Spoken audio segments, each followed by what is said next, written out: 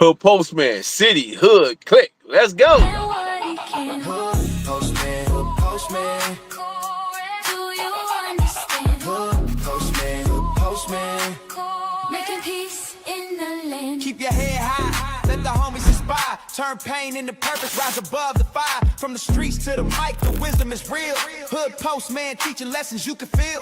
Every chant, every word, every scratch, every beat. West Coast energy, you can't compete. The streets are made for everyone, that's why they created sidewalks. Turn my circle into a square, that way I can see who's in my corner. The lion and the tiger may be more powerful, but you ain't never seen a wolf perform in the circus. Kings don't wrestle with clowns. Cool. Holla, holla, holla, holla. Hood postman, hood postman. Hood postman, make it understand. Hood postman, hood postman. He doing one of the hand. Hood postman, hood postman. Do you understand? Lock the door. Lock the door. Shout out to the Mailroom Nation and the Mailroom Goons. I am Professor Melly Mel, the Hood Postman. Be sure to click that notification bell. Like, subscribe, and share. Drop a comment down below so when the dope content hit, it'll feel like the first and the 15. Big Welcome to Miz. the Mailroom, where you come in and take a look at your mind and examine what's in your heart. You can go anywhere in the world to get a couple of lies, but you come right here to get the truth. And the truth you shall receive. We got a special guest in the house, Big Miz. And we got Peace. my guy, Fat Rat from the Playboy. Miz, me play a Fat Rat from the Playboys, man. Hey, what's up, man? What's happening? Well, how you doing, my brother? All right, pleasure to meet you, man. You as I well, think dear Fat brother. Rat, you got a double feed going. Do I? I Okay, think I hear one. let me troubleshoot real quick. Maybe it's me. How about now? It stopped. Yeah, it stopped. Okay, good enough. Man, guys, I'm not gonna waste a whole lot of time with this because we have so much work to do and so little time to do it in. And as I say, man, this is not a glorification or the glamorization. It's always an education. So we have to get on the bus at some point and take people to school because they're not getting what they need, man. And one of my things is how the societal narratives around gangs be shifted to promote understanding and compassion and healing rather than the stigma or ostracizing one another, because we seem to just ostracize each other based on labels, man. And rat.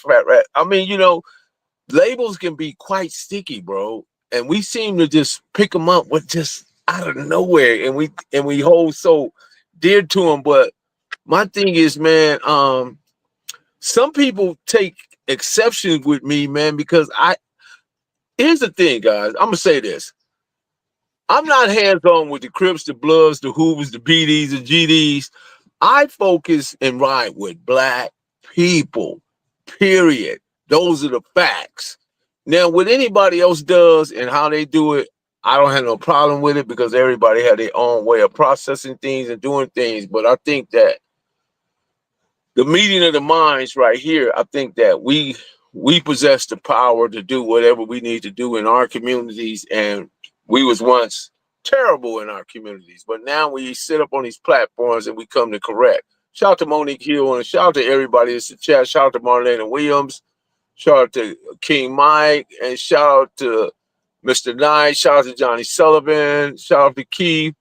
And shout out to everybody that's joining us. I appreciate each and every last one of them, man, for this powerful high-level discussion with two powerful gentlemen that's in our communities. Again, there are clear distinctions. There are clear distinctions, guys, and there's roles and responsibilities, man.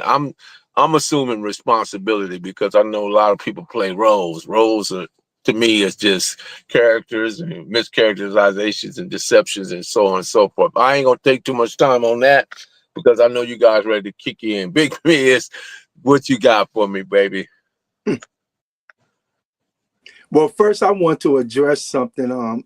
In one of your comments, somebody had said I lost a lot of weight. I did, and they said they hope I wasn't sick. So no, I'm not sick. For those that don't know, I had a few months back, I found my girl in the bed, and she had passed away. So it took my appetite, and I went through a lot of stressing and everything. But I'm cool. God's bringing me back. You know, it's what they say, one day at a time, man. So I just want to address it. I'm not sick, even though it did put me in a hospital, but I'm cool. You know, so I'll get that out the way. Nah, I'm glad you was able to address that, man, because people they speculate on things that they have no idea about. But now that you're here to correct it and give them a little more clarity, so they have something to matter to work with. You know what I mean? But that's awesome, man. And man, God rest her soul, man, because I had just met her. You met her, and she died right Yes, after you met her. I mean, yes, like a couple of weeks. Yeah, yes, man. yeah, Yeah, just unexpectedly, bro, to be having a conversation with somebody and you leave and come back a few hours later and they passed away. Boy, that's a I was telling somebody, man, that I done seen a lot of people in this lifestyle that we've lived, you know, bad things have happened. But I don't think maybe it's because I'm older, or maybe just because I'm more empathetic now and I have a better understanding on how precious life is, that really had a profound effect on me. I've never been that hurt about somebody passing away. Never. Even when my mother died, it's like I accepted it, but it's hard for me to accept this one because, like I said, to be talking to somebody and then you come back, a few hours later and they're gone.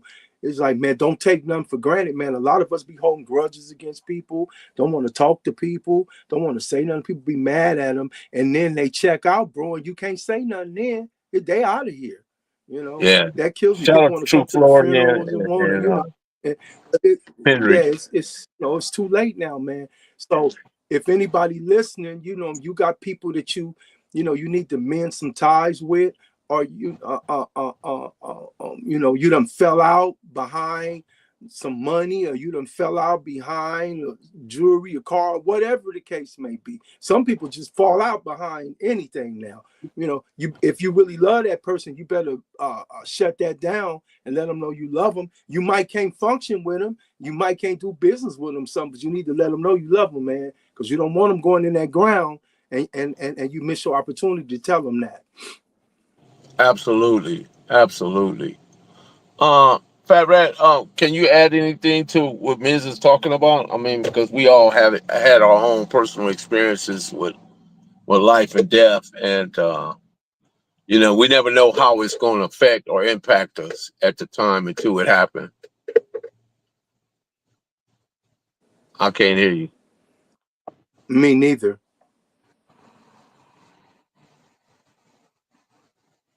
Still can't hear them.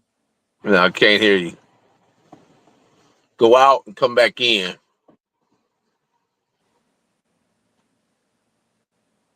Yeah. So yeah, no. Yeah, but you had Go ahead. now say you had asked me a question before we came on the air, about the title. Yeah, yeah, The yeah, yeah, title, yeah. So how more this, than Bloods yeah. and Crips, how do the action define your actions define your essence?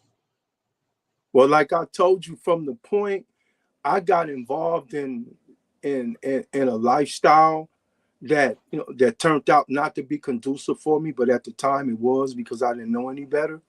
Um, you know, I had rules, man. I had a standard. I had a code, and that was to keep my word, to not you had homies, that used to, you let them ball a heater, or you let them ball something, they lock up on it. Oh man, I lost it or something. Then you see it a week later, man, you gonna lock up on my blower like that, bro? Stuff like that. Or let a homeboy borrow some money and don't want to give it back. Just stuff like that, bro. You're not gonna never hear nobody on this planet say I ever did anything like that. I ever tried to take their girl. I ever tried to steal their car, or lock up on them. I had dudes supposed to be my partner, man. Supposed to be my partner, man. Was over my house kicking back and saw my cars in the backyard and came back and stole one of them, man. I thought he was my boy, man. you know. And I drove around town. The first place I went to was Compton, because Compton was known for stealing cars back then. And I didn't see nothing in Compton. I talked to a couple of cats I knew in Compton. I said, man, my car gotta be in LA, bro. And I looked around and I found it. And the dude, because I went up in there with blowers, and the dude said, man, I got the car from him. I'm like, oh man, that's supposed to be my boy, man. But I don't do nothing to him because I knew his family and everything. But you know, you can talk about people in communities who've done those type of things, but you can't put that on me. You can't say I've ever did anything, you know, to where I did not, that I messed somebody over. Yes, I gang banged, so of course I did some things with the gang banging lifestyle. But as far as me living my life and dudes were supposed to be my friends, you ain't gonna find one. I asked a couple of homies the other day. Man, we go back, it's like almost 50 years now. And I asked them, out of the 50 years, have you ever heard of me doing anybody foul? Not just the homies, anybody foul. Couldn't nobody say nothing, man. I'm glad. Even in the penitentiary, can't nobody say I did them foul in there. You know, you was talking about something as far as, you know, I call it a coming to blackness moment, to where, you know, when you start seeing how black people are treated, when you start seeing how black people are misused, how we misuse ourselves, and you say somebody got to be the adult in the room, man. Somebody got to be an adult in the room and represent the blackness.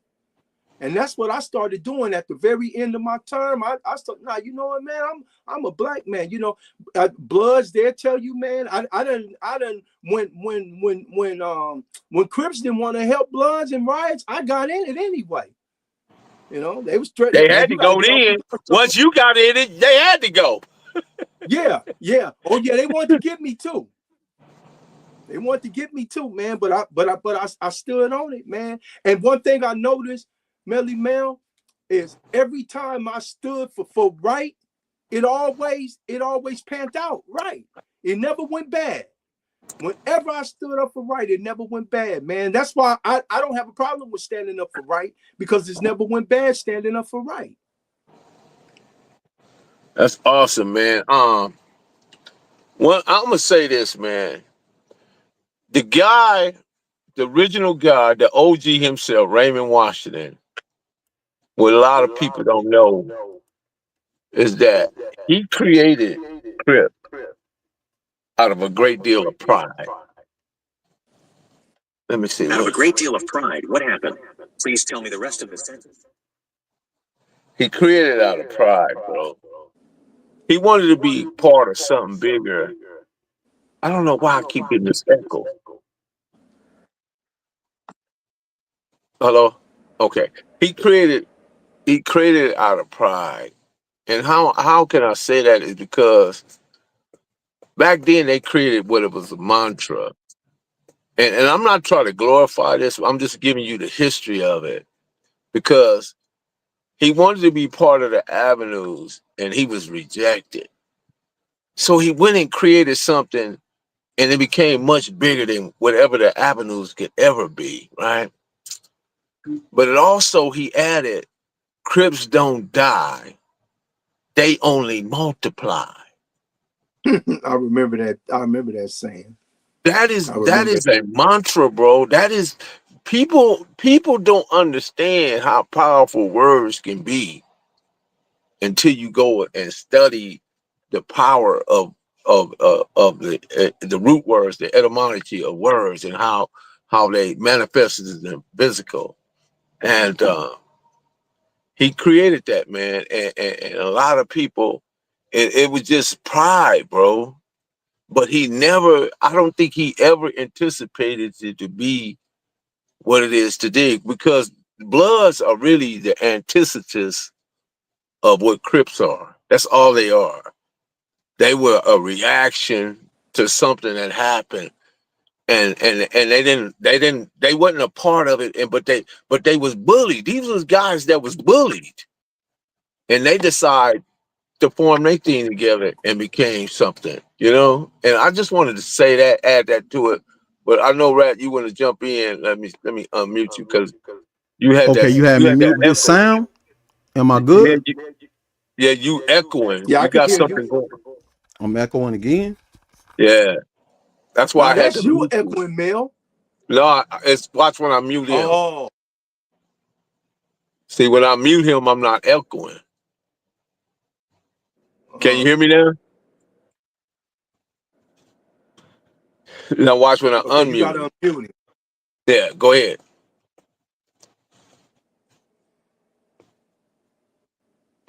There you go. Oh, you muted yourself. You muted yourself, Rat. You muted What about yourself. now? Okay, you good. Yeah, Ain't yeah. no more echo. Uh-uh. Okay, first things first, man. Let me extend my condolences to Big Miz on what he's calling his loss. But life, man, I wanna say something about that first, right? Because I just had to do what they call a eulogy for my own sister, right? And one of the things I bear Mm. witness to is death. You can't track the death of a spirit. You can't track the death of a soul, right?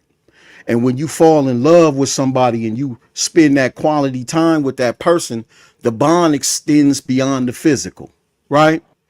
That bond don't have an end. We kill it in how we talk about it, right? So I never, when I had to, bury my mother back in '95, right? So-called, her last breath was in my air, in my arms, right? Like a movie. And I never talk of her as dead. She's alive and well in me, right? The things that you love about a person that go beyond the physical don't die. And we should never refer to them as dead when we bring them back to life. And we always reflect on the things that are alive about them in us. So it's just a perspective. Like, just I always share that when I'm dealing with anybody who's dealing with what they call death, right? Death, the sting of death is not permanent if your life was lived in such a way that it transcended the physical. Because the physical returns to the earth. That's real talk, right? And if that's all we had and that's all we shared, when that ceases and desists, then there is a death, right? But if what we had goes beyond that, it can live forever in your heart and your mind and your spirit, homie. And that's just something I wanted to share, if it's of any value to you, man. The Yeah, of gang. course. Yeah. Yes, sir. And then shout to your homie Rock, man, Guy Finley, man, one of my closest homies from your set, man. Uh Real, he transitioned up in the South. He was living in the South and he all Yeah, kind of man. met That up. was my Yeah. yeah. Actually, he was my mother kept him as a foster child. That's how he was Oh introduced wow. to the hood. He was a foster child. Yeah, yeah. Wow. That's crazy. Yeah, that was my Celly and TS. And then when I got out and was out in Long Beach in the Carmelitos, we met up and we would always stay in contact. When the last time I was in prison in CRC, left him my little TV and all that type of stuff, man. And how we was Oh rocking, yeah, like we don't play that. Like y'all go play that. We don't play that. We Shout out to brothers. my yeah, homie Greeny in the chat. Yeah, My homie yeah. Greeny say, "What's up, Biz?" yeah, yeah. Hey, tell him I give him my regards. Yes, yes, Yeah. sir. Yes, Yeah, sir. but where y'all Yeah, at on the what? gang, Smooth man? dog. What you say? Who? You asking me? Yeah, yeah. I Where thought y'all you at on the said gang? something. Where y'all at on the gang conversation? I know I missed something because I had to go out. Well, we was talking about the more than Bloods and Crips. Your actions define your essence, and I think we get sometimes we get lost in these labels once again as how these things are defined, and I think we need a little more depth of interpretation of why we do what we do. Let me see. Oh man, You gonna hit that button again. yeah. Yeah. But I was thinking about something on our last conversation, man, because we went into a part of it. You seen the recent little conflict controversy with Big Sad from my set and then Blueface from Schoolyard. You seen that little controversy right there, right, man? Uh huh. I know you seen that No, controversy. I haven't. And I haven't. it's a little controversy. So the Schoolyard Crips and the Playboy Gangsters been beefing since 1980, right? We talking about people Yeah. getting into beef who wasn't even alive when we started doing that to each other, right? It was over some foolishness when it started, but it went into this, morphed into this, assassination attempt to cross the line every day. You know how we rock, man, right? Once you get the CRIP started, man, it's a problem, right? But I had a conversation and I was saying, you know what I'm noticing? Because even after we started in 1980, right, with them, 1992, we established a truce with them in 1992. So I'm telling Blueface, I'm really was talking on my page, but I'm talking to Blueface. I'm saying, listen, man, you wasn't even alive when we started beefing with your hood, and then you weren't active or involved in 1992 when we established a truce with the schoolyards. Then I told him the story of how we would get into it in juvenile hall. I used Rick Rock. Rick Rock had a comment, right, about that conflict, and I kind of used Rick Rock's spin on it, what he had to say about it. Not a spin, but what he had to his spiel on it, right? And Rick Rock was saying, if y'all feel that way, yada, yada, yada, and y'all just want to bang out, just single each other out and then go find each other and kill each other, because that's what gangbangers do, right? That's my argument. That's where I'm at with that argument. I keep saying, man, because if that's all we doing with gangbanging, right? We're not trying to take the narrative in another direction. We're not trying to get the positivity or extrapolate the positivity from what we in our personal experiences, like the ones on this podcast right now, right? We've been able to transcend. Like MIZZ said, he came into his blackness, and that's how he started getting down. That's the same thing I told you when me and Bam was in the hole and he was my celly, and I was starting to come into consciousness, and he kind of solidified for me that's the right way to go. So when you start moving, it's going to be controversial, right? But listen, if that's all it's going to be, right? Leave immediately. I got the instant solution, right? We don't have to do no reasoning. No, I was looking up, I was going to share one with you today. You know how we do the words. I was going to share qualitative and quantitative reasoning with you, right? The function of qualitative reasoning and the function of qualitative reasoning, right? Something that's really, really missing from the considerations that we take. We ain't really doing no math on nothing. Everything we move on is unintelligent, driven emotion. It ain't got no basis in reasoning, logic, right? We ain't doing that math. But I'm saying if that's all everybody's saying is that's what gang members do, right? That's all gang members do. I beg to differ though. I know some gang members, right? That are, and when I say gang members, that's the set they from. But their activity can't be associated with the negative component of gang activity. Just like I always go back. Okay, so what about Tookie, right? When Tookie was assassinated by the United States government, right? He was considered for a Nobel Peace Prize. He was pushing such a positive line and helping to do the crisis management, youth intervention, gang intervention, all of these different things, writing children's books. And he's a CRIP, right? Or is he, or do we say Tookie at that point wasn't a CRIP no more? But keep in mind though, Aki, that Tookie wrote a book, right? They didn't want that book to do what Monster Cody book did in New York. Blue Rage Black Redemption. Beautiful book. Beautiful book. Yes, sir. But they didn't want that book to do what Monster Cody book did to New York. They didn't know what that they wanted to extinguish that light, extinguish that candle. And That thing got out and got wings and got in the air though. I remember MIZZ, when I first got the book, I was in turmoil. And I'm gonna talk about this with Bubs when we go on Bubs show, right? Under the groove. We gonna go see Bubs under the groove. And I was there with Clarence Hoover, Big Hoo, we call him.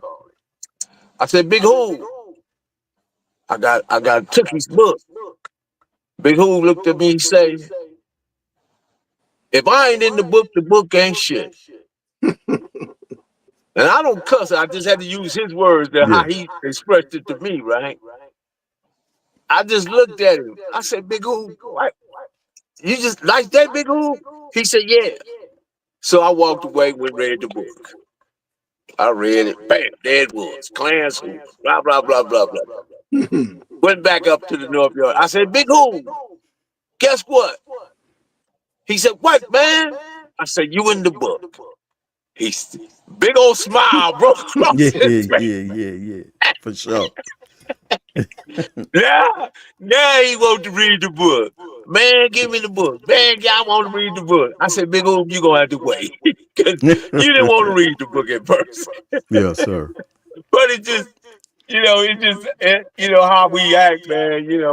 It just sometimes just from a gang member perspective, man, we got many different faces and personalities and ideas about certain things. But what was your experience with the book? Did you come in contact with it, Miz? No, I actually never got a chance to read that book. I saw the movie of Jamie Foxx on the Redemption movie, but I didn't get a Hmm. chance to read the book. It wasn't floating Very around in the It's a state like page that. At turner. least I didn't see it. It's a page turner, man. Highly recommend go read. If you don't have it now, go read it now. Blu-rays, Black Redemption. It's a page turner. I read that book probably about 3 times in 2 days. Because it's Hmm. different. Like when you hear of an event and it's something popular, right? And then you always, if you hear a book, you'll look at it of say like a movie, and they came through L.A. and they was filming, right? And you'll watch the movie, but if somebody say, Melly Mel, I seen you, Big Men's, I seen you in the movie, right? That's like Clarence Hoover. He like, wait a minute, I ain't in the movie. I'm not so interested in the movie as opposed because I'm a part of that history. So if it don't declare or show my presence, I can't authenticate it because I was right there, right? And they saying Yeah, they went through Manchester Park and they didn't see Big Miz, right? They went through the Tanners and they didn't see Melly Mel. I can't authenticate it because I was there at the time, right? But when somebody turns around and tells you, "Hey, you in the book, homie, you should go check it," or "You in the movie," you're gonna be front and center. Popcorn, big ass $10 soda. You watching every part of it. You looking for every screen to see where am I at in this piece, right? That's how I right. looked at the Tookie book. Like I'm in this activity. This is the activity that shaped my life. That's why it's so intriguing for me. Like when Kev Mack, when you come out, Start to Kev move Mack dog. come out and y'all Right. telling these stories and giving this, documenting this history, man. This is what shaped my life. I value it differently. You follow me? Miss, can you Yeah. share an impactful moment or a period in your time, and possibly when you was in the pen in the most critical hour, probably something that just changed your mind about everything you was doing, and you had to reevaluate and rethink how you move in your next phase of life. Uh, Two things. It was actually two things. It was when I was told my mother passed away, and and when um and when I found out that the dudes that were supposed to be the homies had dropped a bunch of confidential information on me that I had the phones and tobacco on the yard. So that's when I started seeing that, you know what, man, this ain't right here. I had to make some quick decisions because I was getting ready to go to the board. So I had to make some quick decisions, and I don't really I saw that this shit is faulty, man. Look, I was on level 4s for 10 years, level 3s for 12 years, level 1s, level 2s, got kicked off the level 2, went back to a level 3, so I didn't pretty much seen it all. And one thing I be like looking at these dudes and they be making it seem like that a level 4 or a level, I saw some level 2s get cracking more than I saw level 4s. And I saw some level 4s get cracking a little more than I saw level 3s, so it just depends on what yard you on and who on that yard at the time. You know, so my mother passing away, I promised her I would get out of prison, man. She told me, man, my mother came and see me. Um, Saturday, and I think she died that Sunday. She died that Sunday or Monday. She died on my brother's birthday.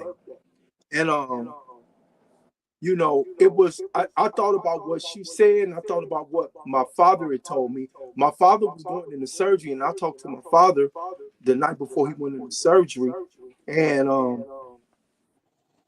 I knew he wasn't gonna make it, and he knew he wasn't, but he didn't want to live no more because they had to cut his legs off. So he didn't say he didn't want to live no more, but the prognosis on the surgery was like 20% chance of making it. And he went in there anyway, so he passed. But before he went in there, because I was one of the ones that was in there for something that I didn't do, so I was continuing to fight my case. And I had went all the way to the United States Supreme Court and I lost it, man. And I remember, man, that was a blow, man, because all the prayers and everything that I had believed in, you know, praying with my moms and stuff, nothing came to fruition, man. I'm like, damn, bro. But my father said this before he passed away, man. And he said, look, son, in a house, there's many ways out of a house, man. He said, you got a front door, a back door. The house we lived in had a front, back, and side door. And it had windows. And he said, remember I used to sneak out the windows and stuff like that? He said, that's how you get your ass out of prison. He said, you might can't. He said, I don't understand. You know, you want to prove you're innocent, man, but you did everything you could. Now you got to start working with the board, man. You got to start working with whatever they want you to do. You got to start doing it. Because I was one of them. I ain't doing no AA. I ain't doing no NA. I ain't doing no CGA. I ain't doing nothing. I ain't doing nothing but going to the law library and keeping up shit if I had, if I could, because you in there, you miserable, and you want everybody else miserable, But my mother dying, and me finding out that these dudes that I've been representing and pushing, that they was like dropping kites on me, man, and confidential informants, because see, sometimes them police in there, man, they'll get your C file and they'll tell you who is who, man. They'll tell you, man, oh, these supposed to be your friends right here? Man, these dudes is the ones that's finna get you a shoe program. So I said, you know what, I'm good. I'm good, man. And I from that point, I started seeing I didn't care where you was from. I didn't care who you was. I didn't even care your ethnicity. If you was a solid individual, yeah, I was gonna stand on that. That's all, man. That's awesome, man. And you did 28 years, right? If I'm correct. Yeah, 28 years and some months. And it was for a crime you did not do? Nah, it didn't have nothing to do with it, homie. That's real talk. And I remember that's what they always say. Man, look, I done been home 12 years. Why would I say I didn't do it if I done did the time? That's what I was telling you about, man. These ripple effects, bro. Me being in there, it all those years, the ripple effect from that, man, is my mother died while I was in there. My father died while I was up in there. I had a family member, because I was on, bro. I had accumulated a lot of things in them 80s through that, through that game. Through that game we was rocking at the time. So I had did real good, man. I had a family member came through and just like bulldozed, bro. Just like took everything, man. While I'm grieving about my mother, he signing checks and pulling money out, and this is my stuff. This ain't my mama's stuff. He taking my stuff too, So it was the ripple effect of that, me going in there. I had never in my life, in my wildest dream, experienced homelessness. I experienced it coming home. I had to go to the auction, man, and get they had a Capri Classic up there. And they started off the bid with $200, man, a 1987 Capri Classic, man. And I ended up getting it for $700. I had $1,000. I ended up getting it for $700, man. And I still got that car today. I don't drive it no more. It's just parked. But that car probably got the better engine than any of my cars, you know. And I slept in that car for 6 months, man. 6 months, bro. And it's crazy, man. I'm gonna tell you a quick story right quick. I was sleeping in the car and I had been gone for so long, I forgot that my homeboy lived here. And so many homeboys had moved away. I didn't think nobody lived over there no more. So I just saw a tree there and I said, man, this feels like a comfortable place to sleep. So he pulls up in the driveway about 2 or 3 in the morning. His name was Keith Portier. God rest his soul. He passed away. And he pulled up in the driveway and he was drunk. And he looked at, he said, who is this in his ass parked in front of my mother? Yeah, jump stuff. And I pulled the thing down, right? You know, the little covers down because it was cold, man. And I pulled the little covers down. And he looked at me. He said, Ms. Mo. He knew who I was. And I was trying to figure out, who is this dude, man? He said, this Keith Portier. Man, and my eyes lit up, man. He said, man, what you doing out here, man? Come in. And he let me stay with him for a little while, bro. And I started, you know, getting myself up on my feet from that point, man. You know, so I think, man, something I say all the time, bro, that, you know, I look at these politicians and all these dudes, you know, in these positions and making these decisions over people's lives, bro, and they ain't never went through no struggle. They ain't never had a hard time. They don't know what it is to be homeless. They don't know what it is to be up under an addiction. They don't know what it is to be shot. I done had everything happen to me, man. Everything that you could think of, I done had it happen to me in this lifetime. Somebody was saying, man, you ought to run for office, bro. You ought to run for office because, you know, it's like, you know, experience is the best teacher, man. Experience is the best teacher. Once you experience something, bro, you know, how can somebody tell you about it? Like people be trying to tell me about prison when I be going to these little meetings because I got the nonprofit Fair Chance Project and I be going to these different meetings and stuff and people be trying to, man, you ever been to prison before? Like, nah, man, but man, you telling somebody was there, that lived there 24 hours a day, 24 hours a day for 28 years and some change. How you gonna tell me something? You know, and even dudes that go in there and do 1, 2, 3 years. That ain't to me. Nah, man. You don't even really get. You might do in that 2 or 3 years time. They might not have no rides. You might be on a sweet yard where ain't nothing going on, man. But you do, and that's not to say that people done did, you know, short time that, you know, that make them any less of a man. I'm not saying anything like that, but I'm saying a lot of people, man, you wonder why. What the brother was saying, you wonder why people is constantly doing things that's not in accordance to how the rules are supposed to be. That's because these dudes ain't really had to sit down, man. They ain't had to sit down, man, and you know, and go through it and fight for your freedom. I tell people on the radio all the time that you don't know what losing your freedom is, but when it's gone, it's hard to get it back. True. Man, you can lose your freedom, man. One decision, bro. One decision, man. You could lose your freedom, man. And once they got you, man, it's a wrap. They like a spider and don't want to take them bangs out of you, man. And they either gonna get you physically, they're gonna drain you physically, or they're gonna drain you physically, emotionally, or financially. They gonna get you. Look at, you know, and I hate to bring up his name, but look at Big U, man. Look at that brother, man. You know, I don't know the allegations that's on him, if any of it is true or whatever it is, man. But can you imagine, man, this man did an incredible job. Put a son, bro. And his son played for the Chargers, man. Balling. Son played for the Chargers, man, and he don't even get to see his son start the season off, man. They come put that out, man. He got so many charges. I can't count that shit, man. All them charges, I'm like, damn. They got him for this, and they got him for that, and they got him for this and that. And see, this is why, man, you can't never let your guards down with these people, bro. You can't never think you the big shot. You can't never think, oh, I'm the man. You can shit. Look at what they did to Puff Daddy. You know, you can't never, man, put your guards down with these people, man. You can't never let these people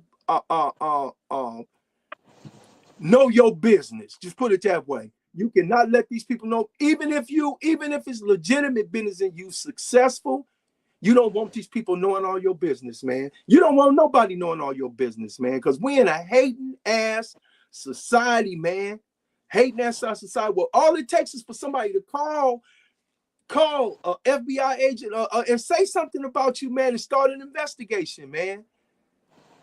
And not only you get screwed, but the people you talking to get screwed, because they gonna get them on a conspiracy. It's too easy to go to jail now, man. And these dudes don't understand. So, man, y'all got me doing all this talking, man. You know, I run the whole damn show out, man. Shit. Man, go ahead, bro. I mean, you cooking, bro. When you cooking, I gotta let you go.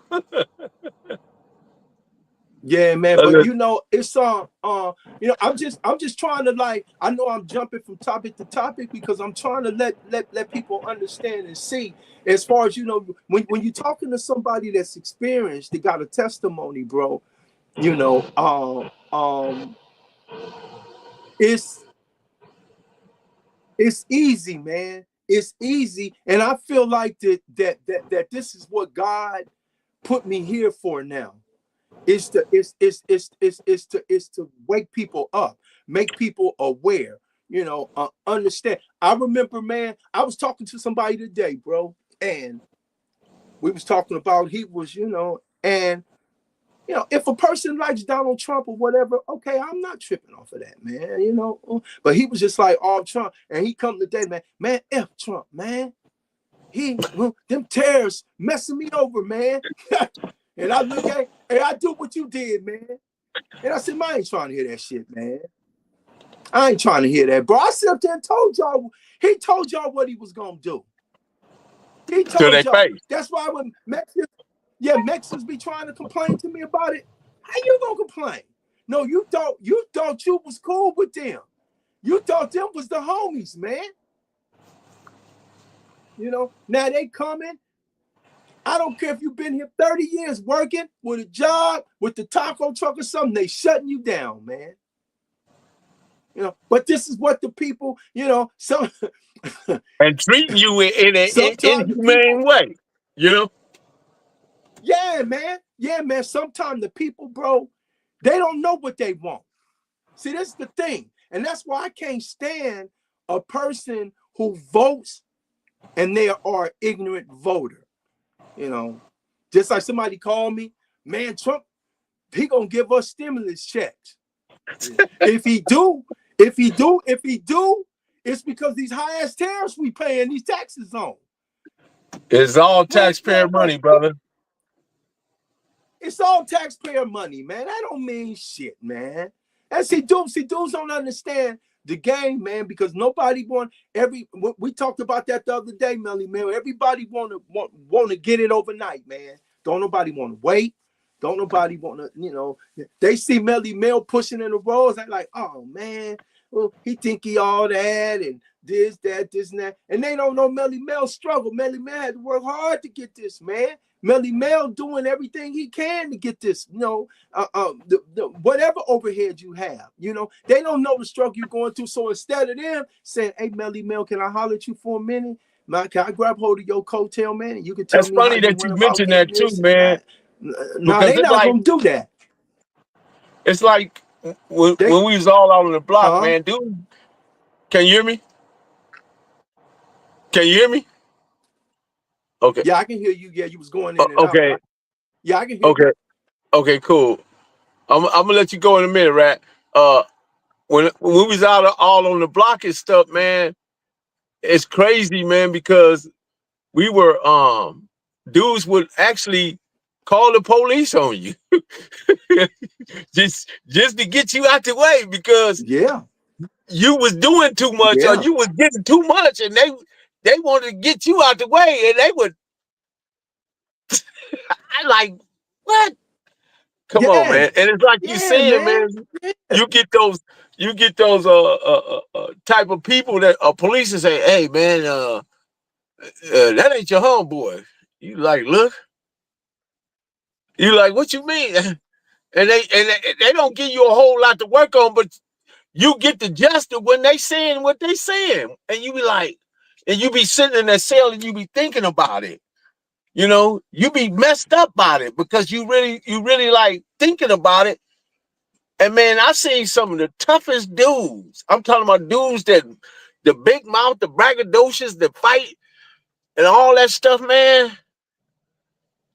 They always used to surprise me, man. I'd be like, he told him, Man, Mr. man, Killer. it's man, that telling goes so deep. I want to say something right quick.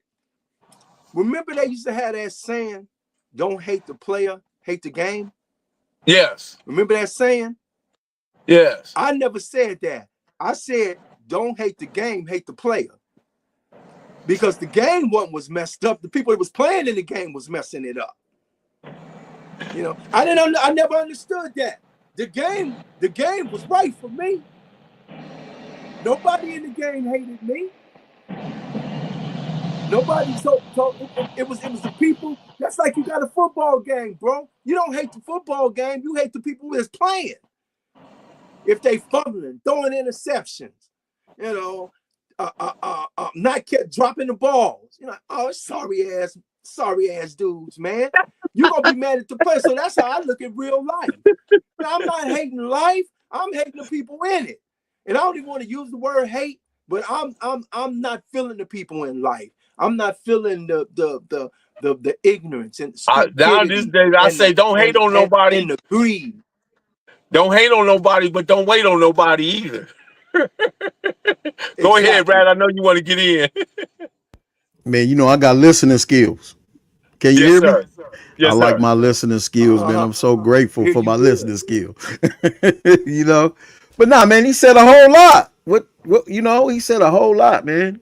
Going back to the part about being in prison, man, and all of those challenges, man. You know, and then realizing, man, I got to get out here, and then all of these challenges that people set up for you, that when you was doing good for them, and then you fall, and they let you, you know, nobody reaches to pick you up, man. That's terrible how we are. We terrible.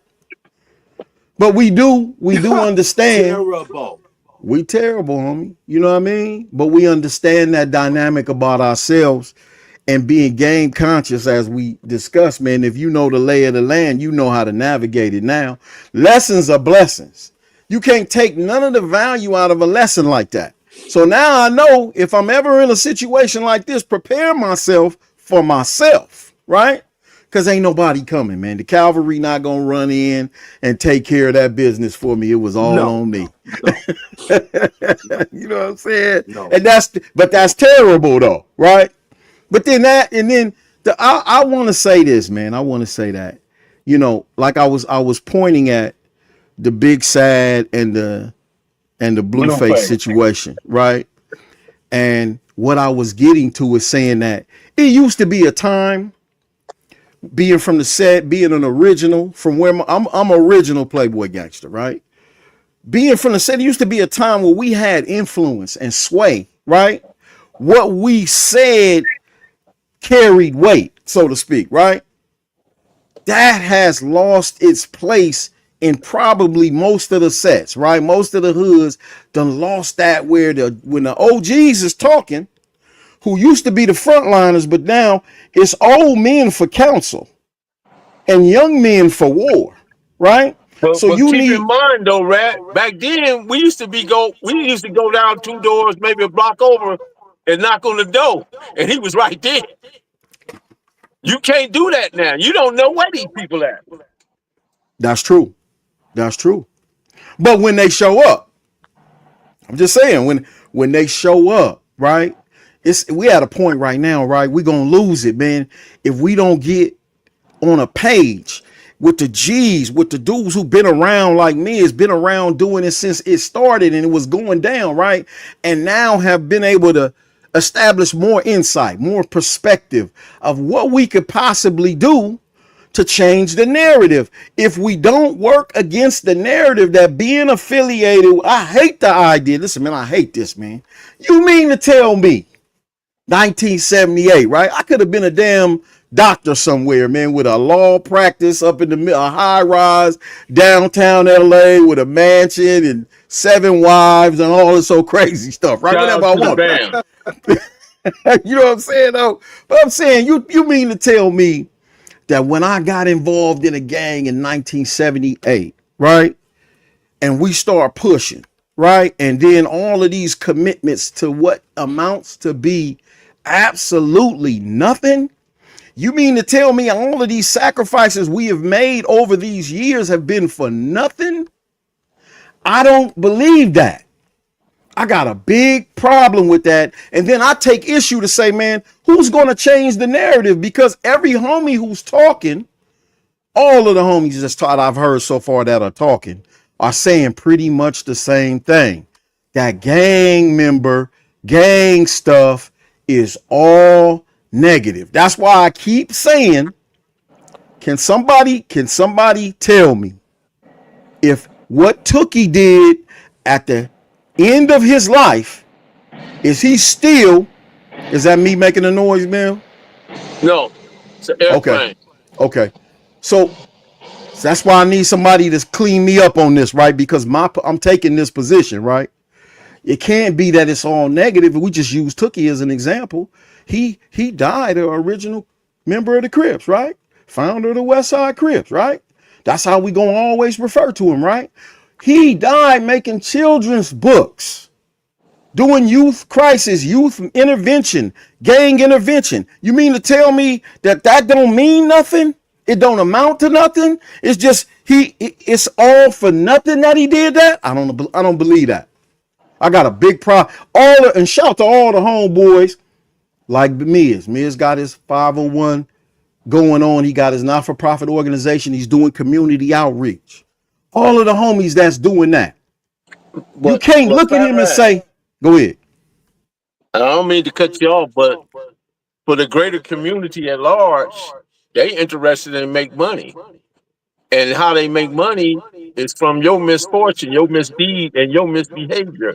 Not you per se, don't take it away from you, but people that come from your walks of life. That the funeral makes home, the doctor makes home, the jail makes money. Everybody makes money off of us. Everybody.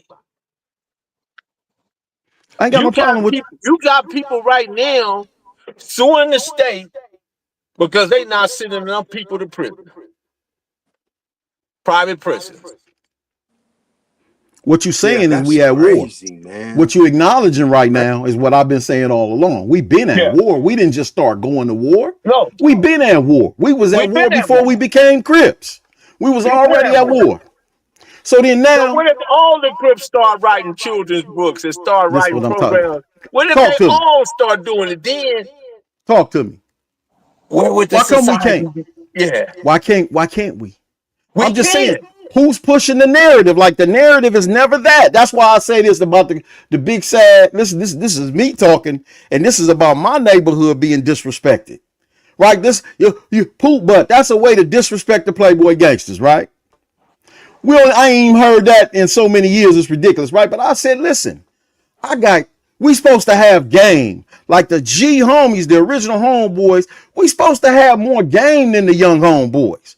In some cases, we don't. Because what they doing, Big Sad is grinding with the little rap shit, and Blueface is grinding with the little rap shit on a level that most of us who like music ain't even thought about. They popular, right? Them little dudes is little gods, man, little giants, right? And we would talk to them and say, because you saying disrespectful stuff about his set, and he's saying disrespectful stuff about your set, why don't y'all just let the bloodsuckers of the poor win and just go murder each other? Unalive each other. That's what we say. A young lady told me this morning, did I hear the new Blueface? I said, no. I said, send it to me. She sent it to me, and I immediately cut it off. I don't know what she was hearing or what was it giving her or whatever, but I'm like, huh? You're out of touch, man. You out of touch like me. No, man. No, I know good music. that was not good music.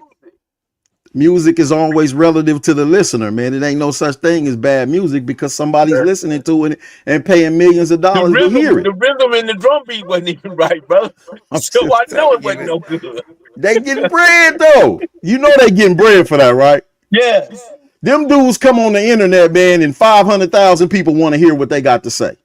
And they probably got a 50-word vocabulary that they use. 50 Comedy. I don't know if words, they got 10 more. words. How I didn't about want 10 to be, I words? didn't want to go too small on it.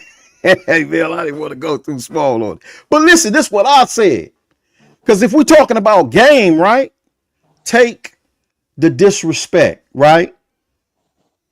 And you take that, and then you take your disrespect and that back and forth thing that y'all do, make that a rap beef. Because you ain't over here doing no killing or unaliving, and you ain't over there doing no unaliving. So both of y'all just talking, right? This kind of talk on rap it has a level of popularity to it. That if you use that type of energy correctly and constructively, you can make it appear to be an actual beef because in the streets, them two dudes' sets don't get along.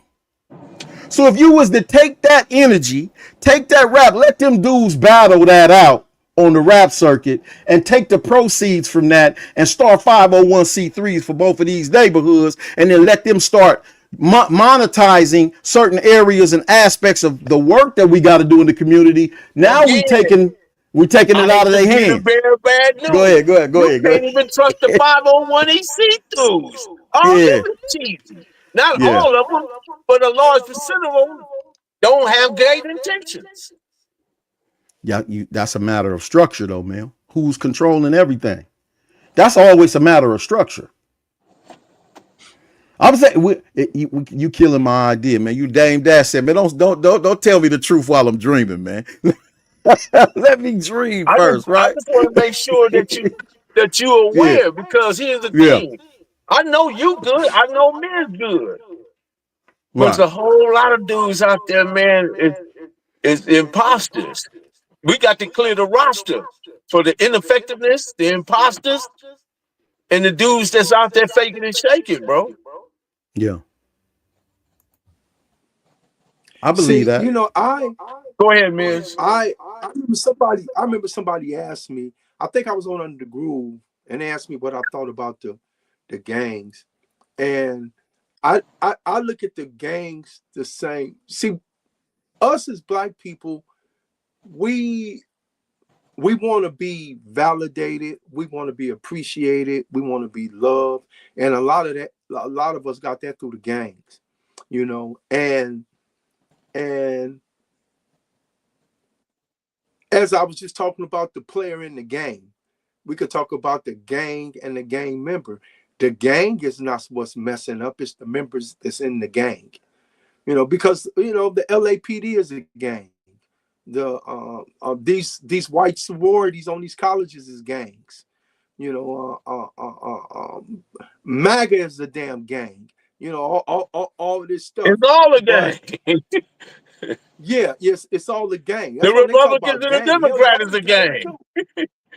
Yeah, yeah. So yeah, they got something in the Democrats called the Gang of 10 or the Gang of 12 or something like The that. gang of So eight and it's all not that, yeah. the gang, it's the people. I had a conversation with somebody. I had a conversation with somebody, and I was telling them, I said, man, look, if you had a gang of 35 people and 29 of them people in that gang was going around cleaning up the community, helping elderly people, bringing elderly people food, walking the kids back and forth from school, just policing their community, doing things in their community, man. Keeping the writing off the wall and everything. What you think the other one's gonna do? See, I'm gonna tell you what I noticed since I've been home, man. That 2 to 4 people I'm from gonna tell you each what I noticed since I've clique, been home, each man. neighborhood, each community, they're messing it up. And the majority won't go against them. I'm Yeah. telling you, I see it. I could plug 4 people. 1, 2, 3, 4. And if them dudes wasn't on that BS, everything could be. You wouldn't have no shootings or nothing going on in LA. But because you got, see, one of bad apples make all the other apples look bad. If you got a thing of apples and you see 2 rotten ones, you're gonna be thinking about the whole apple batch now. You'll be like, damn, man, you're going to start checking the other apples, investigating it, looking to see if anyone is right. But if you see all the apples is good, you're going to just pick the apple thing up and say, man, I'm going to take these apples. But if you see 1 or 2, 3 bad ones, and that's how society look at this as this gang membership now. Because 1 or 2, 3 people be doing stupid, foul, messed up stuff. It makes everybody look bad. That's why it's not good to be a part of it now. It's just like when because they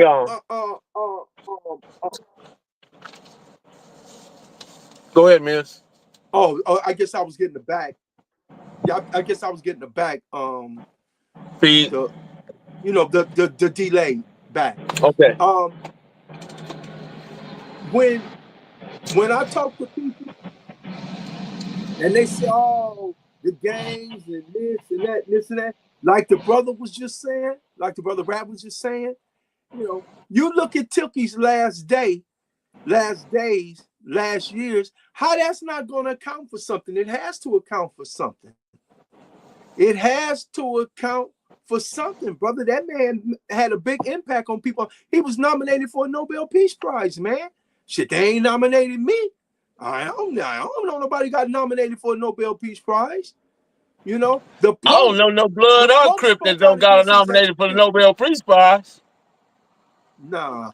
The Pope spoke out against his execution, but I didn't see a lot of people, like Kanye and Kim Kardashian, all the ones that spoke out for these other dudes. They didn't. If all them people probably would have stepped up on him, Arnold would have probably said, you know what, man, I ain't gonna kill him. I'm gonna just put him. Man, that was politics. That was a bad move. I was in there when they did that, bro. I swear, I swear, I didn't think Arnold was gonna execute him. I can remember going up to Venice Beach and seeing Tookie and Arnold driving together, man, lifting weights together, bro. I didn't understand that one, man. How could you do that, man? Politics, then you wonder why these dudes in their later years, they start having all these different issues and they problems. They not having a great life, even with all the money. It's because you got to go back, man. You got to trail them. You got to backtrack and tell them what did he do? The reason why this happening in his life. Sitting up there, Arnold man, looked like a mess nowadays. Yeah, he could have spared that man's life, bro. Could have spared that man life. They killed If you that guys brother, haven't man. already done so, press the thumbs up. There's a lot of people in the chat, but you haven't pressed the thumbs up. I appreciate it if you go ahead and press them thumbs up. Press them. Where's the thumbs up at? Down in the corner. Yeah, because I don't see it. In the screen screen we in, I don't see it. But I'm gonna say something too. I want to add something to that because I remember when I was reading the book, Blue Rage Black Redemption, there was a dude who was a recruiter that was like putting brothers through to be Mr. Olympic or something, Mr. Universe or what, something like that. Whoever the recruiter was, they was in Venice Beach, and Michael Christian was with the dude. And like they had recruited Michael Christian, something like that in the book, right? And Arnold was right there in that scene as Tookie is describing this scene, right? And the dude asked Tookie, he was amazed at Tookie's physique, right? He was like, how about you, man? You ain't interested in yada, yada, and getting involved in this and whatnot. And Tookie said, nah, man, I don't want that to interrupt my cripping career. You remember that? You know what I'm saying? Took, you know what I'm saying? Nah, man, y'all go on with that, man. I'm gonna stay with this cripping. Hey, I guarantee you wish he could have took that one back.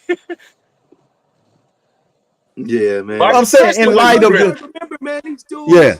You gotta remember, man, these dudes was like I don't know how old Tookie was when he called his case, but them dudes was kids, man. And I think all the time about a lot of You know what's crazy? my Watch this. homies who. Mac Thomas lost his life in 78. Raymond lost his life 79. Tookie basically lost his life in 79 because he was just on a stay, but everything Yeah. happened in 78 and 79, bro. All the different people that was like the main staples and the power brokers within that movement, 78 and 79, a lot of them. And I'm just naming them three because those are the most notable ones, but there's more. And you think about all them dudes you just mentioned, that their ages when they passed away, bro. And see, you know what I don't like about someone dying young like that? Because we don't know what they was gonna turn into, man. We don't know. They could have turned into monsters, but they could So have watch turned this into though. Watch this. advocates. They could have turned MIZZ, into governors. They could have turned into Raymond, senators. yeah. Raymond was born in 1953, right? As a kid, he coming up as a kid. You know what he saw? He saw white boys taking advantage of black people because that's what was there.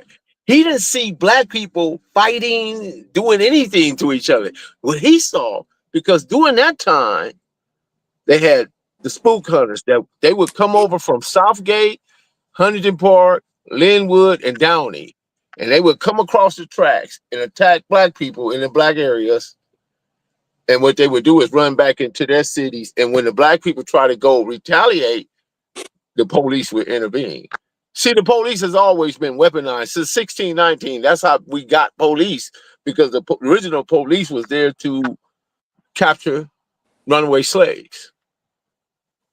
They have always been weaponized to attack. That's why when they pull you, they get aggressive with you and they talk to you. They talk to you differently. They're real aggressive. And you're like, wait a minute, hold up, man. What you doing, man?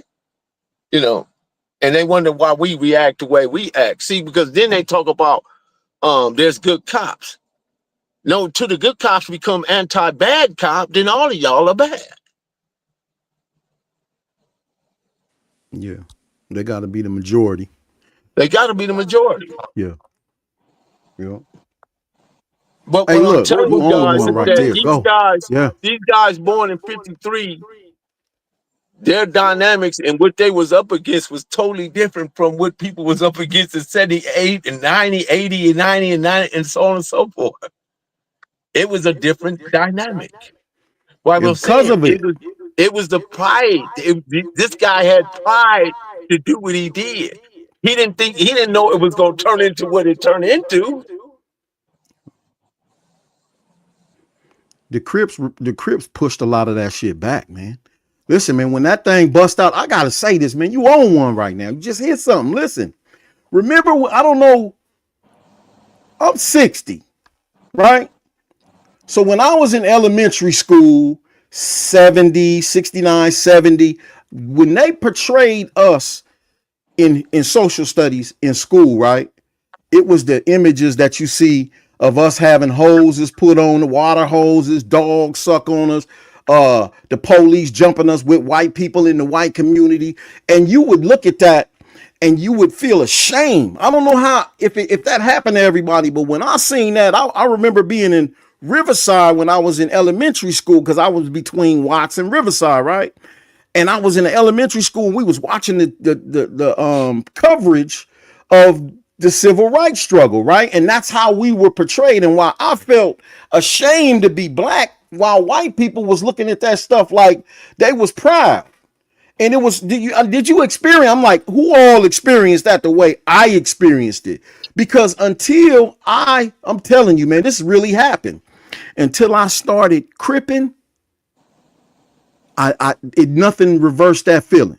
The only thing that I remember that really reversed that feeling and gave me a sense of pride to belong to something that you just don't want to F with was when I started gangbanging.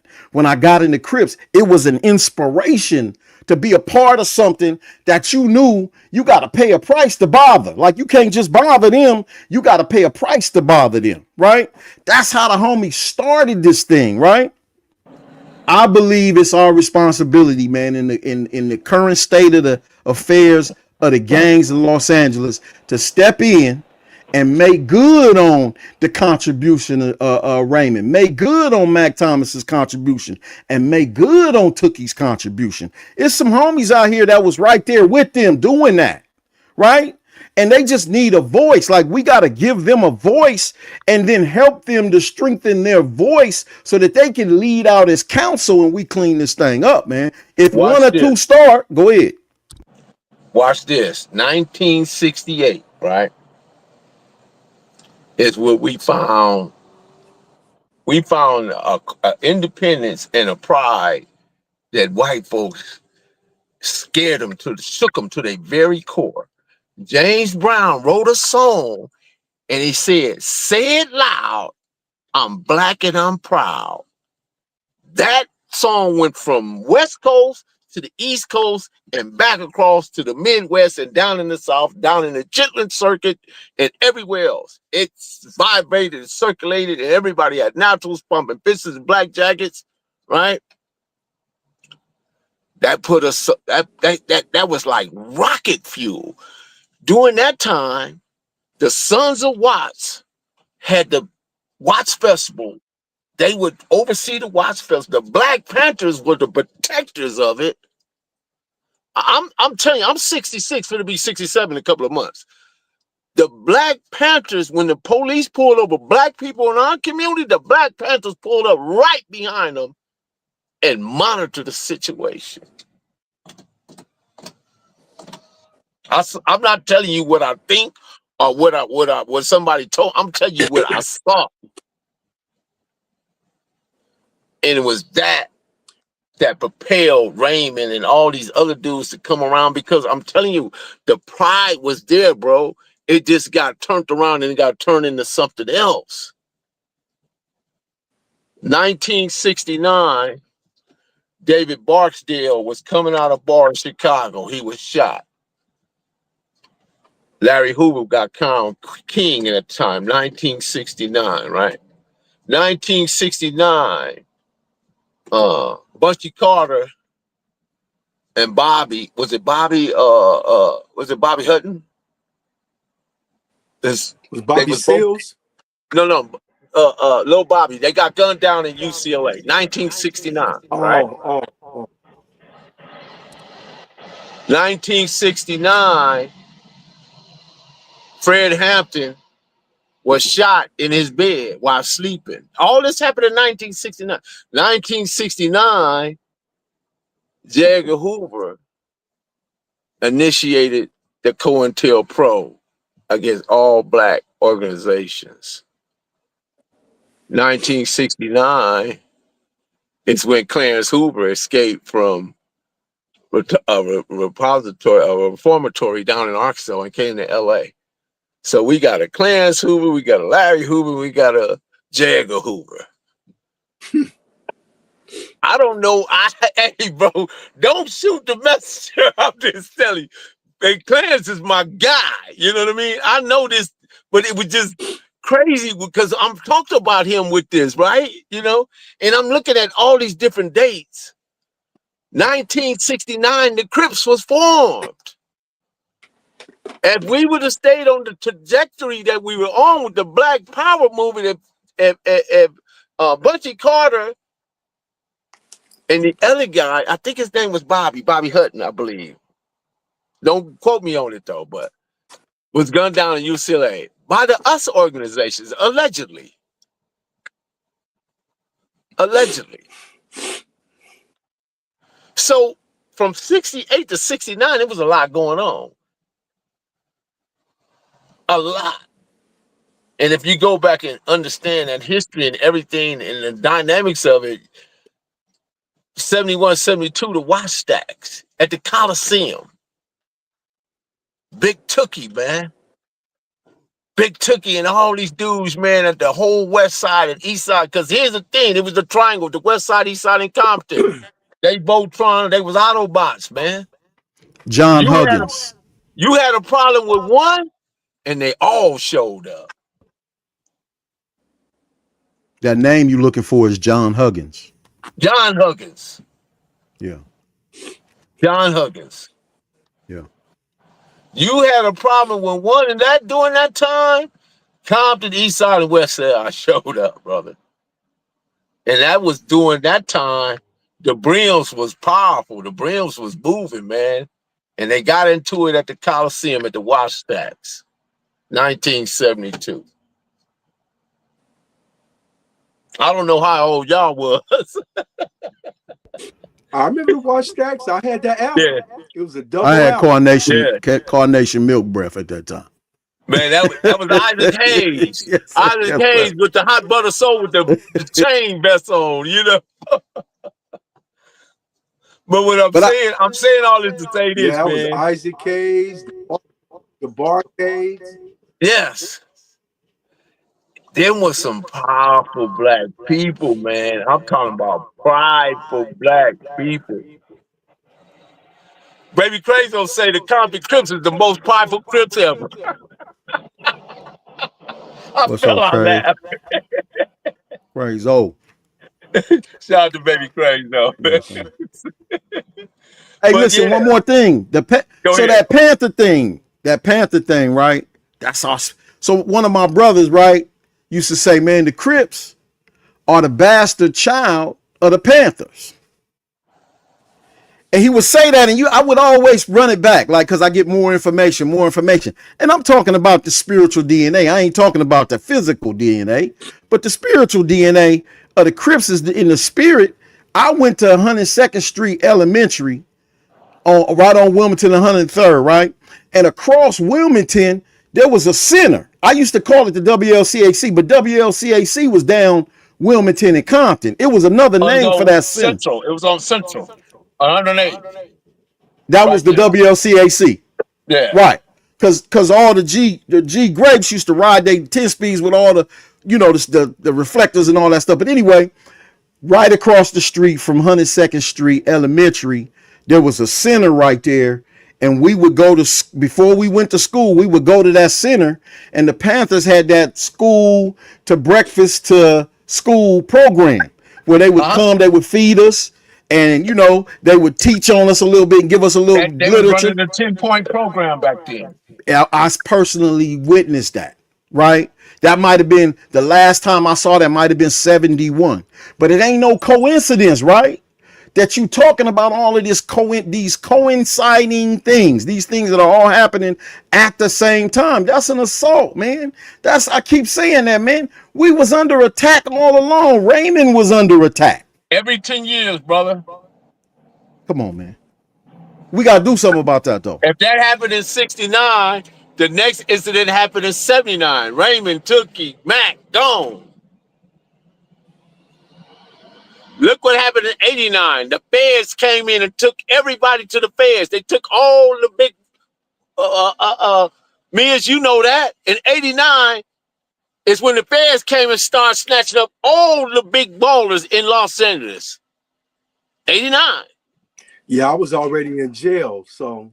Yep. Remember they had the $1 million row in the county jail. Yep. Yeah, I was still in the county jail fighting my case. There has never been a Mexican module, and there has never been a white boy module, but there's been a Crip module and a blood module. Why? It's a violation against our civil rights. That's why they quietly closed it, and you can't go find no info. Go try to search the Crip module on the internet and see what you come up with. It was a intelligence gathering campaign. Yeah, that was one of the most despicable, it was inhumane, brother. Man, that shit was crazy, man. And brothers over there, the way they was mistreating each other, man, it's just, man. All that I don't shower know, man. shoes and whooping people, stripping them naked and all that different crazy stuff, man. Yeah, All the homosexuality, you know. yeah, yeah. Did you see that But that little clip? Go ahead, Miz. no, go ahead, go ahead.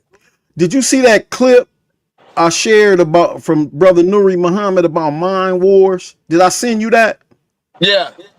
Do you know he says at the end of all of these different types of war strategies, right? Clashing with the mind, psyops, people coming into the community, controlling the information, controlling the narratives, right? And dropping stuff on you in such a way that at the end of it, it makes you clash with one another. So they don't have to clash with you because after the psyops operations that they put in there with the information gangsters and the opinion gangsters and all of these people rolling in with all of this different misinformation and disinformation campaigns against the Crips, we're not known for our intellect. We ain't known for that, right? Some of us have popped out and established that we want our smarts. We want our recognition for intelligence, right? Well, But we're that's not why the known for Black that. Panther Party had to be eliminated because they was intellect. They went to Harvard. They went to Berkeley, UCLA, Right, USC. They went to right, Stanford. They had to be annihilated right. because if that ideology had to seep down and went into the Crips and so on and so forth to the Bloods, it would have been a different outcome, brother. All right, I'm gonna get off. I'm gonna get off because I think they're gonna kill us. No, I'm just Peace, clowning. I'm just clowning. peace, I'm just clowning. I'm peace, here, man. I'm here, peace. Bill. Okay, I'm here. but Miz, talk to me, man. Miz, we got to get together, man, as often as we can, man, and push what we push, brother. You too, Rat. Yeah, I don't have no. Well, I've said that's why I was telling Bub. I talked to Bub. We don't go too long without talking, and he like, man, I'm trying, and but it shouldn't just be him trying. It shouldn't be just you trying. And I understand people have a format. I watch, some people things, some people's podcasts or whatever you want to call it. I watch them, and when it starts going over into the negative part, I don't want to hear that part of it no more. Some of these influencers, whatever you want to call it, they have the ability to do the right thing. It's just they don't want to. They don't want to, probably because they're still young. See, that's the But their thing about motives are this. different.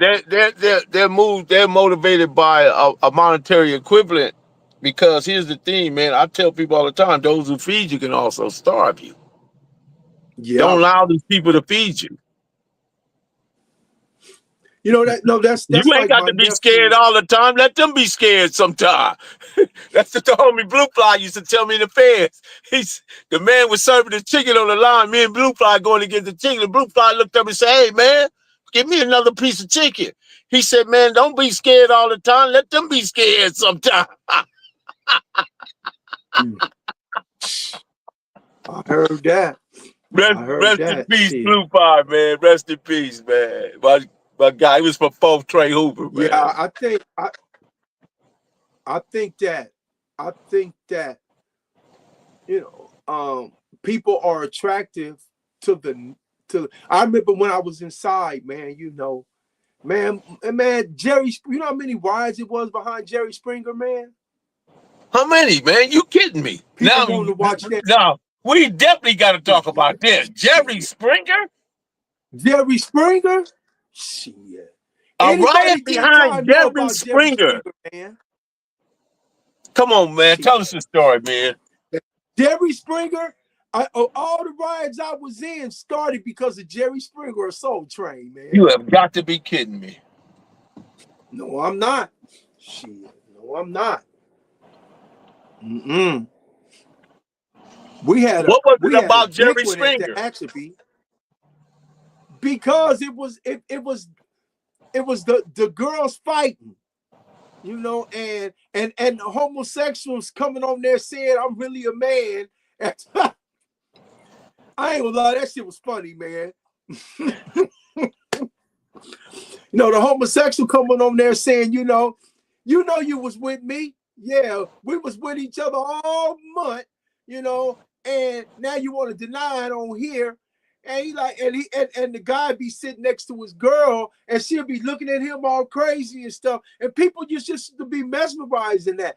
And at the same time, it could be something educational going on, or anything. You know, some positive program going on. They want to watch Jerry Springer. Damn it, they gonna fight to watch that shit.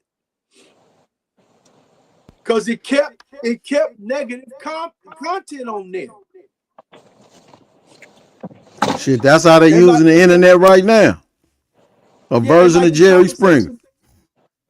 And like the conversation we having right now, because it's not based on, you know, the foundation is not on negativity. People probably will watch for a minute and say they're not talking about nothing. But we was talking about I slapped Joe Bo or so and so knocked out so and so, something like that. They glued to it. They glued to it. But when you're talking about Wall Street or talking about people having to stand in long lines to get, you know, trying to get these you know, at these food banks, you know, what's going on with the government, you know, people probably don't even know that about the government shutdown. They just, man, I ain't got my stamps, man. Why didn't I get my stamps this month? They don't even know why. But they know that clown knocked out G-Rock last night. They know all that shit. They don't know nothing about why they didn't get their food stamps. That's why when I was listening to Captain Shaheed, rest in peace, he told me this a long time ago. He said, brother, when you go to a restaurant and you order your food, don't never tell them, may I have? He said, brother, tell them you would take a steak. Let them know that you may just take the steak. Don't be sitting up in these places begging. That's your money. You ain't got to beg, brother.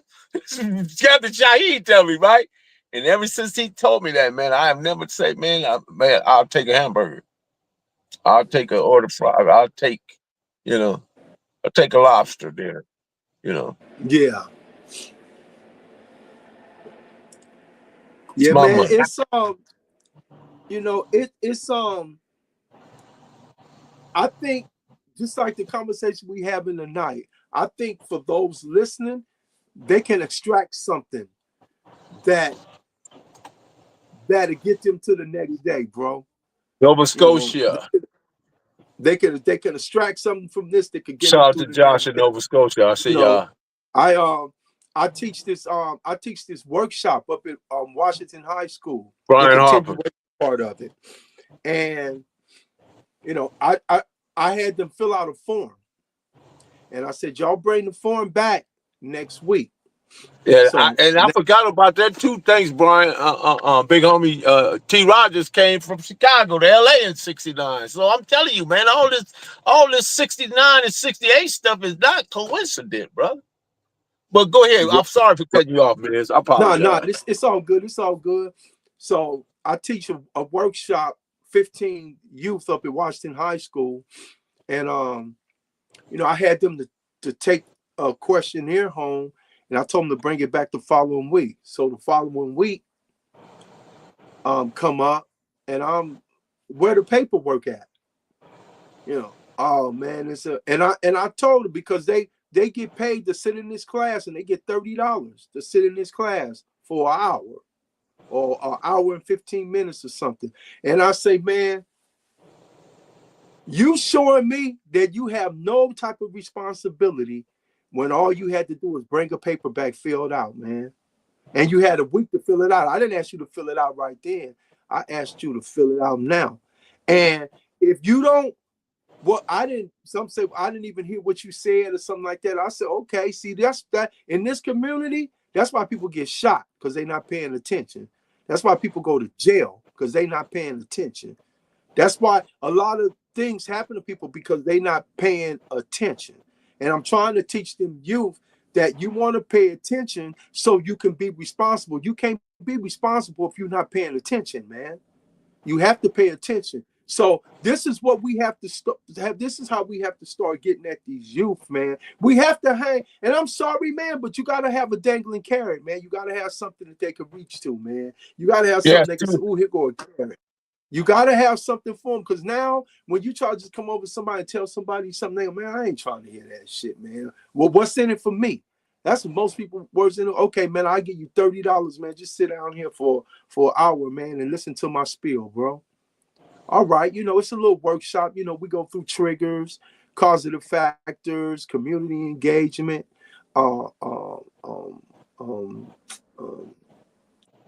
relapse prevention. A lot of different variety things where people have suffered trauma. Like I said, I suffered trauma. Shit, I was just shot last August. So shit, I'm still kind of like seeing cars come by, and I'm kind of like, like, oh shit, pulling up. I'm like, oh shit, kind of PTS on me right now. So it's a. So that was 3 months ago. No, I got shot August 2024. Okay. Yeah, I'm sorry, my bad. Yeah, but shit, I'm still, I'm still having issues from that, man. Getting shot at 61 years old, shit, that was hard on me, man. So I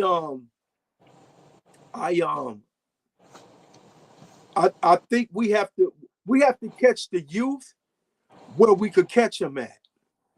We have to catch them, like you might could catch them somewhere. Rat might could catch them somewhere. I'm catching them at the school. I'm catching 15 units at the school, and I got 12 weeks to work on them. I got 12 weeks to work on them to try to try to give them a toolbox. When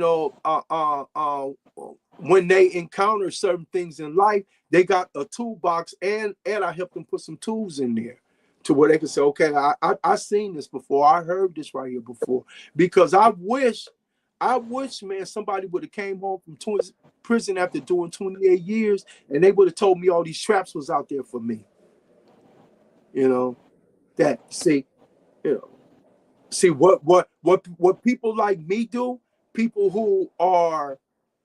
who have come to their senses, who are in their right mind now, they uncovered them traps, and they put the traps out in clear view for people to see them. Now, if you step in the trap, and I told you the trap is right there, and you step in it anyway, your ass deserve to go to jail as far as I'm concerned. Because you was told that's a trap. Don't step right there. And you step in there anyway. And that's why I tell people, you got to be observative. You got to pay attention. That's just not for the youth. That's anybody. You got to pay attention, man. You got to listen to people sometimes, man. Just like the brother just said, he's a good listener. I'm a good listener. Male listens. You got to listen, man. You got to listen to what somebody say, man. Because just listening to Rat, about the death thing, that gave me another perspective, because I listened. I'm gonna tell you, man, one thing in truck driving, Rat's a truck driver, I'm a truck driver, right? And Rat gonna know when I say this. One thing you don't do in truck driver, never pass a sign without knowing what that sign said. Never, I'm gonna say it again. Never, shout out to Am Bell, shout out to Am Boogie. Never pass a sign and not know what that sign said. Never. You know what? I'm gonna get all scientific and shit. Wait, I gotta get scientific, man. I gotta get scientific for a second. So in the quantitative reasoning that I was gonna bring, right? Based on our conversation, this is what we gotta consider. We gotta find a way to reenact the Jerry Springer shit on the show and teach while we doing it. We gotta edutain. We gotta get a Jerry Springer type like format. And then we gotta edutain with that, man. We gonna get and then get monetized, man. I'm in the group. Listen, man, I'm in the group. We gotta get, like he said, men say it's a real talk. You gotta catch them where they at. That's where their mind is at. It's in the gutter. You gotta go into the gutter and pull them out.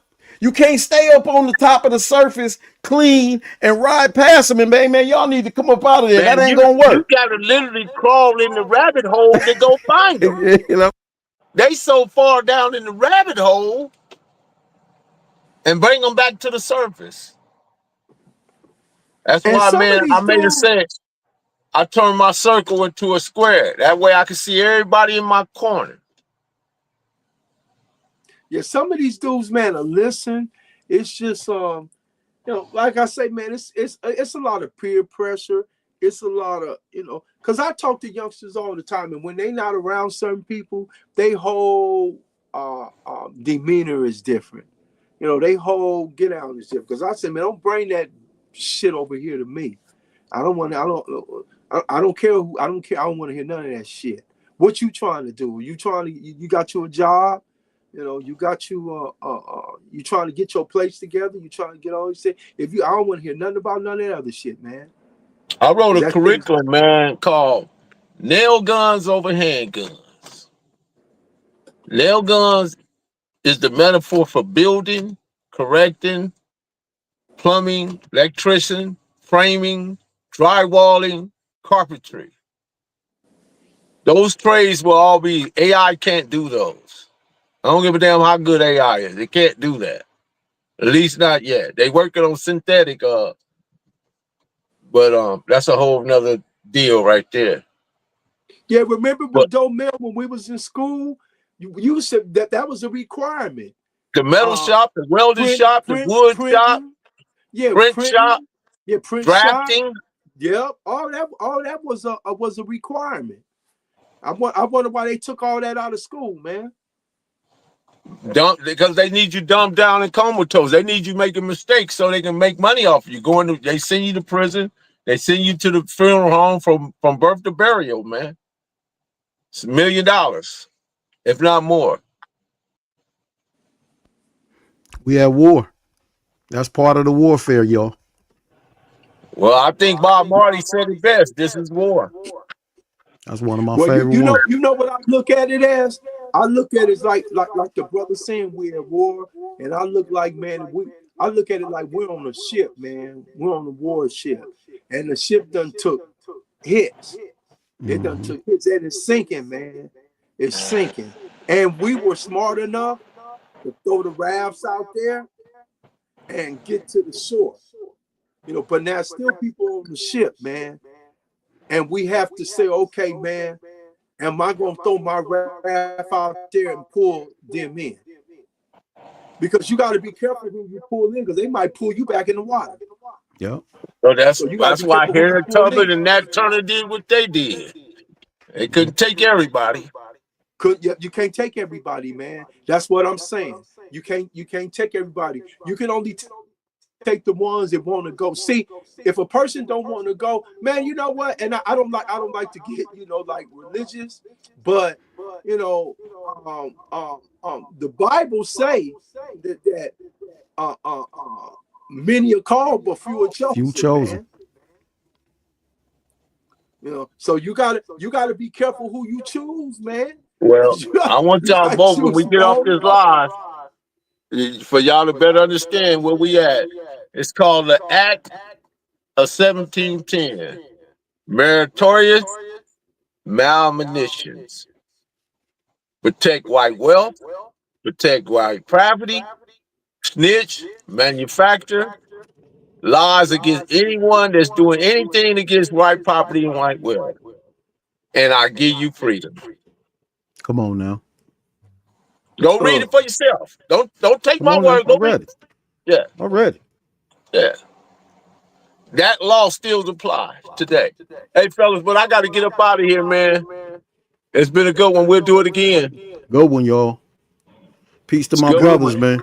Thanks for Big Nice meeting Men. you, Thanks Rat. for uh, Good to meet you, homie. More in the peace future, and man. blessings, man. Peace and All right. blessings. Hey, your homeboy Coco just text me.